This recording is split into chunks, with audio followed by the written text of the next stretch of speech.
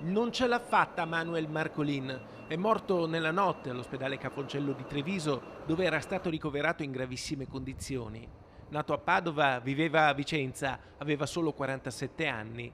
Si era sentito male domenica in una giornata come tante, quando era andato sul Monte Grappa, a Varrossa, con un gruppo di amici per una sfida soft air, il gioco in cui si simula una situazione di guerra che viene affrontata con pistole ad aria compressa. Dopo la sfida si era sentito male e si era accasciato al suolo, andando in arresto cardiaco. Soccorso da un infermiere che faceva parte del gruppo di amici, era stato tenuto in vita con un massaggio cardiaco fino a quando non sono arrivati i medici del SUAM 118 di Pieve del Grappa e il soccorso di Treviso.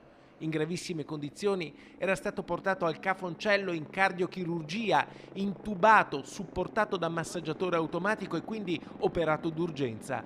Purtroppo però non ha superato la notte.